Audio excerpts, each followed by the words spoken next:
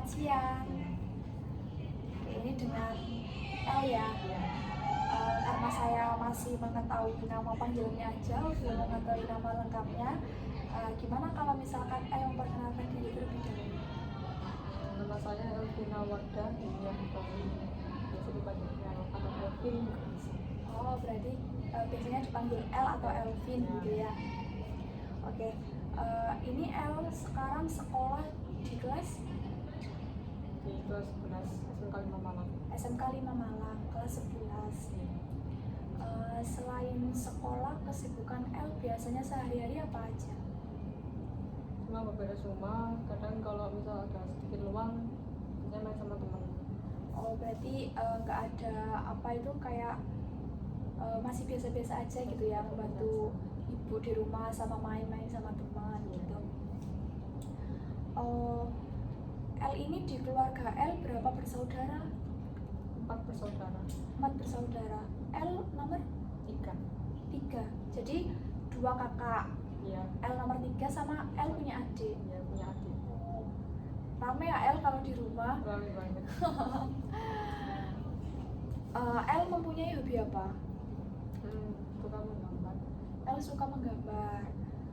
Di sekolahan L itu nggak mengikuti kayak ekstrakurikuler atau organisasi?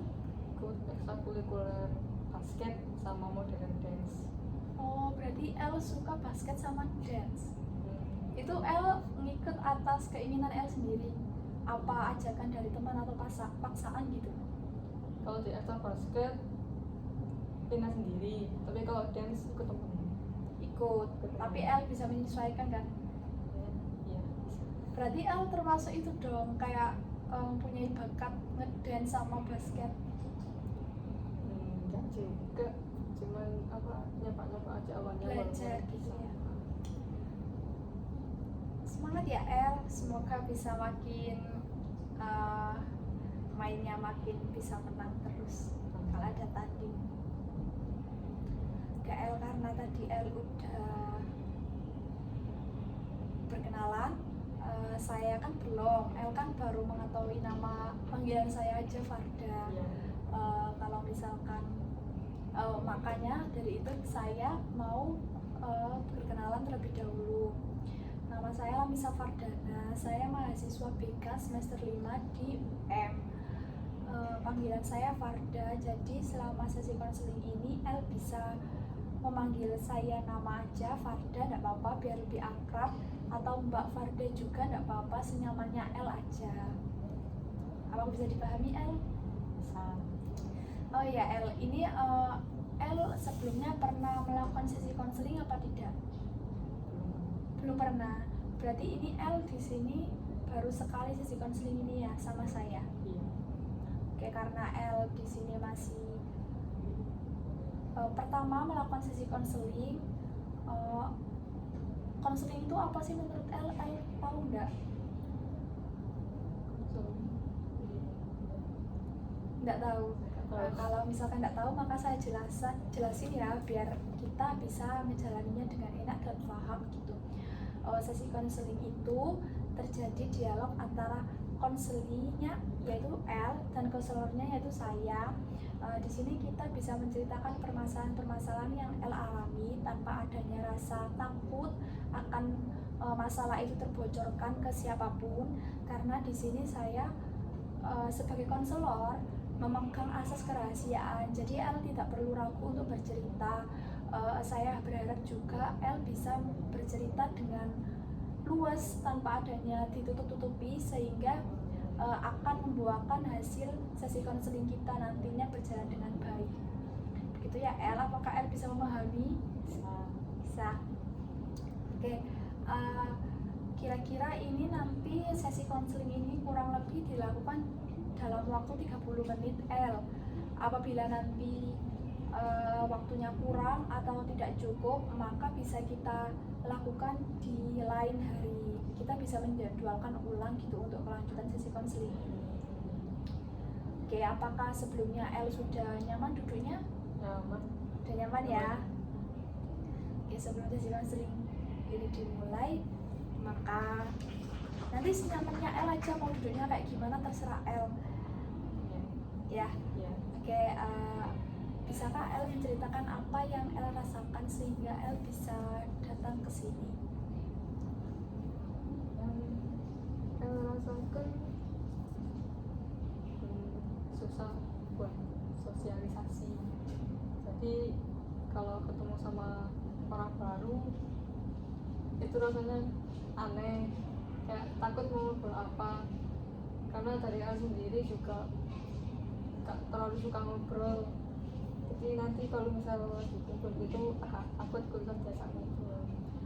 Oke, berarti di sini L itu mempunyai permasalahan yang takut jika nanti ketemu orang baru itu takut tidak ada bahasan untuk memulai obrolan gitu ya L. Ya. Karena L-nya sendiri ini lebih ke pendiam gitu. Oke, berarti selama ini L ini apa itu selalu pendiam aja? Kalau misalkan di kelas atau di rumah itu gimana? Kalau di kelas atau di lingkungan sekolah ya cuma bisa banyak bicara sama teman-teman dekat aja. Kalau misal di luar teman dekat atau sekedar kenalan aja lebih banyak kalau di rumah lebih banyak tinggal sama lebih banyak mau juga, karena kan satu keluarga jadi gak terlalu canggung.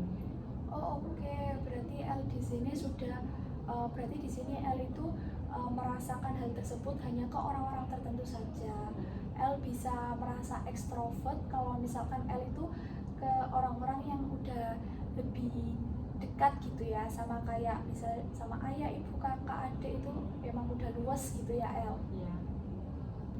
Oke, sebelumnya apakah ada pemicu dari permasalahan ini L? Kayak dari masa lalu L, pemicu dan penyebabnya itu apakah ada sehingga menyebabkan L yang seperti sekarang? Ada. Dulu waktu masih TK, masih umur 5 tahun kan udah masuk TK. Nah di situ kan emang nggak pandai buat ngajak bicara orang lain sambil cari topik juga. Jadinya mungkin di situ banyak orang yang ngira kalau misal itu sombong, kayak nggak mau ngajak ngomong atau nggak mau ngajak temenan. Tapi pada dasarnya kan emang nggak bisa ngajak bersosialisasi, dan itu ke bawah sampai SD. Waktu awal masuk SD kerjanya juga sama, cuman bedanya di SD sering diolok juga, biasanya juga dibully selama 6 tahun itu, kelas 1 sampai kelas 6. Jadinya agak takut buat ngajak bicara orang, apalagi orang-orang juga menganggap kalau orang itu sombong terus gak mau ngajak temenan, pasti cuma diam aja. Jadi sering dibully kalau ya entah secara verbal atau secara fisik, sampai gak pernah mau masuk sekolah dan ngerenyet buat pindah sekolah ke ibu sama ayah. Terus waktu masuk ke SMP agak takut juga, soalnya takut kejadiannya di SD sama TK juga kembali terulang kan, tapi ternyata enggak, jauh lebih nyaman waktu di SMP, waktu dekat sama teman-teman dan lebih enak buat ngobrol, dan ke bawah juga sampai SMK. Oke, aku memahami perasaan L ya, apa yang L rasakan. Pastinya L juga merasa tertekan gitu ya. Di pikiran orang tuh L tuh orangnya sombong, padahal kan L nggak kayak begitu gitu kan. Cuma L ini mempunyai kekurangan mencari topik jika bertemu sama orang-orang baru gitu ya L. Oke L, karena di sesi konseling kali ini kita akan berbasis kepada solusi, jadi saya tidak akan menggali permasalahan L lebih dalam, tapi saya di sini akan membantu L untuk mencari solusi untuk permasalahan L tersebut. Apakah bisa dipahami L? Oke, karena L bisa memahami. Oh iya, sama ini L, kalau misalkan nanti saya akan membantu mencari solusi, terus solusi yang ingin L jalani itu tetap keputusan ada di diri L-nya sendiri. Jadi saya tidak memaksa untuk tentang keputusan itu. Oke, dari yang sudah L ceritakan tadi, jika diskalakan permasalahan L yang sudah L rasakan itu, jika diskalakan 1 sampai 10, itu berapa skornya? Kalau misalkan 1 itu sangat rendah dan 10 itu sangat di atas, sangat kayak berat sekali gitu.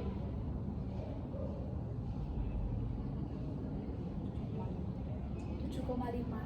Berarti dari 1 sampai 10 L memilih 7,5. Apa itu alasannya L?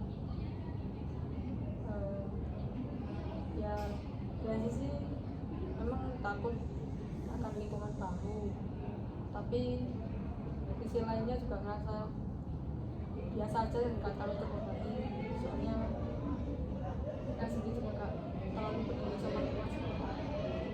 Oke, gitu ya. Berarti dari skala tersebut L cukup tinggi memberikan skor pada permasalahan L ya. Oke L, kalau misalkan nih di suatu hari jika L membayangkan L tertidur lelap dan di pagi hari L bisa menghilangkan permasalahan itu, apa yang L rasakan? Jika semua masalah yang ada pada diri L, terutama masalah-masalah yang sekarang yang diomongkan di sesi konseling ini, perasaan apa yang muncul dalam diri L?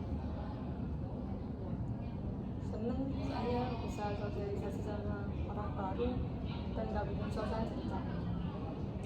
Oke, berarti dari jawaban L tersebut, L menyebutkan kalau misalkan L senang karena bisa bersosialisasi tanpa adanya rasa canggung dan takut, begitu ya L.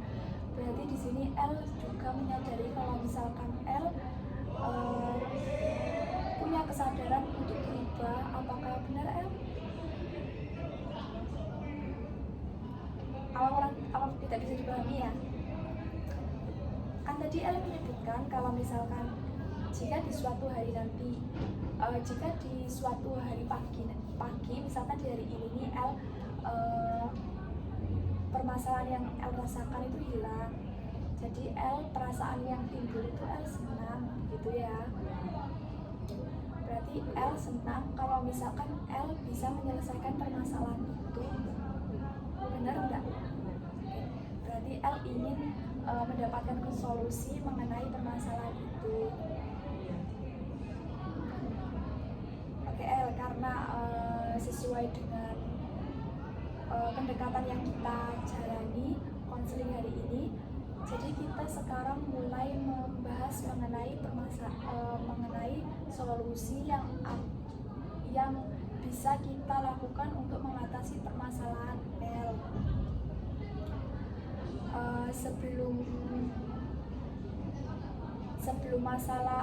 Setelah masalah itu ada, apakah L udah pernah mencoba ngomong atau mencoba mencari solusi supaya L tidak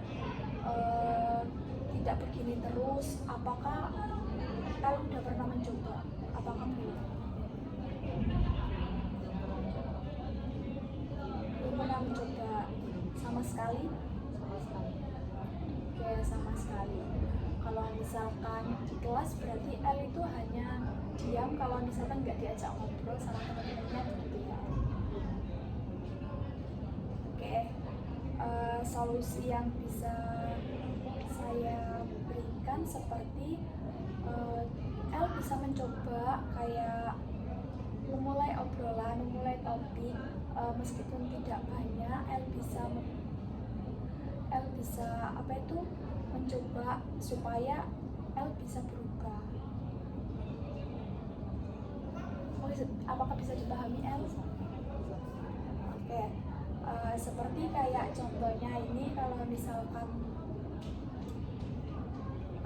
temennya kayak ada diskusi tapi awalnya L itu tidak ikut nimbrung, L bisa mencoba ikut nimbrung, ikut cerita-cerita sama teman-teman begitu, biar L itu masalahnya biar L tidak merasa kalau misalkan L itu dianggap orang sombong di sekitar L, karena L itu sebenarnya hanya tidak bisa mencari topik, bukan sombong, begitu kan El? Iya. Apakah El mau mencoba mengenai hal tersebut? Mau. Ke El, sesi apa itu, solusi ini tuh tidak harus berubah dalam waktu singkat El. Setidaknya kalau misalkan El mau mencoba seperti itu tadi, kayak mencoba memulai obrolan, kalau misalkan meskipun nggak diajak omong, El kayak menegur sapa sama teman-teman, itu kalau misalkan sedikit demi sedikit El lakuin, El pasti bisa kok, pasti bisa tidak canggung gitu sama teman-teman El. Apakah El bisa paham yang saya maksud? Oke, dari El-nya sendiri gimana? Ya nanti coba buat ambil solusinya sedikit demi sedikit, walaupun cuma obrolan kecil mungkin. Iya, karena menurut saya El juga itu wajib mencoba gitu. Kalau misalkan El tetap di posisi ini, bakalan kayak merasa sakit sendiri gitu, dianggap orang sombong, padahal kan itu tidak sesuai dengan diri El.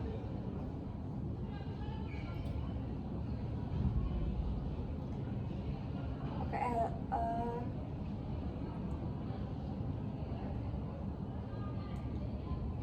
berarti El di sini udah menyetujui mencoba untuk menggunakan solusi baru tersebut ya? Iya. Ya, enggak apa-apa sih El, minimal 1 hari itu satu aja, kayak menegur teman-teman El, itu udah lebih bagus daripada tidak sama sekali. Jadi biar setiap hari itu ada kayak apa ya, ada kayak solusi, ada kayak peningkatan dari solusi yang saya berikan. Tapi juga tadi El, karena El sudah menyetujui, berarti El setuju solusi saya, begitu ya? Iya. Saya juga tidak memaksa, keputusan kan tetap ada pada diri El. Oke El, gimana perasaan El setelah bisa menceritakan hal ini? Sedikit lega. Tapi dari sebelum cerita, setelah ini ada perubahan gitu ya, meskipun cuma sedikit. Tidak apa-apa sih El, karena itu kan bertahap, jadi tidak apa-apa, kita tidak harus berubahnya langsung gitu, sedikit demi sedikit. El pasti bisa kok. Tadi kan di awal konseling El menunjukkan kalau misalkan jika diskalakan skor permasalahan yang El alami itu 7,5. Setelah El menceritakan ke saya dan El mendengarkan pendapat dari saya, berapa skor dari permasalahan El jika diskalakan 1 sampai 10. Kalau 1 itu tadi sama yang paling rendah, kalau 10 itu yang paling tinggi.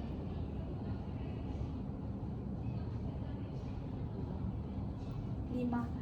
Berarti solusi yang dari saya ini cukup membantu pada diri El gitu.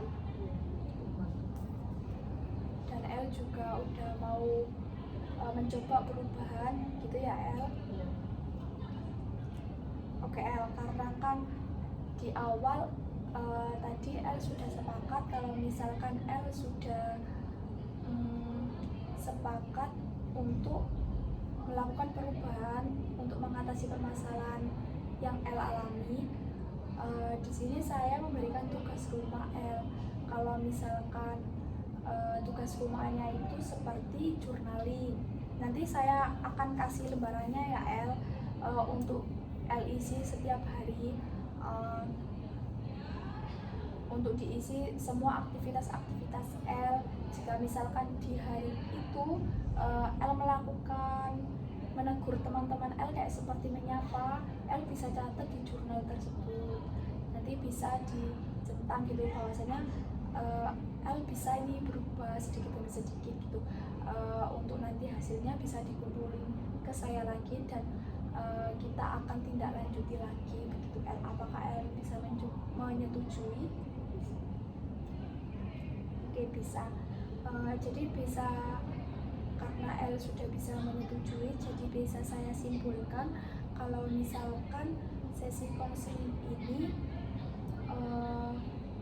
yang saya tangkap yaitu L merasa sulit untuk bersosialisasi jika sama orang-orang baru. L takut karena takut tidak bisa membuka topik obrolan begitu ya L. Iya. Namun setelah sesi konseling yang dilakukan sama saya, L bisa lebih sedikit lega meskipun solusinya juga masih belum bisa diterapkan. Jadi L mau mencoba untuk melakukan perubahan dengan solusi-solusi yang sudah kita bicarakan. Dan kalau dari L sendiri perasaannya lega? Oke L, terima kasih ya sudah menyempatkan waktu untuk datang ke sini, sudah menyempatkan waktu untuk bercerita. Terima kasih. Saya akhiri sesi konseling ini. Selamat siang. Makasih ya El. Iya. Oh berapa menit? 21, enggak apa-apa wis.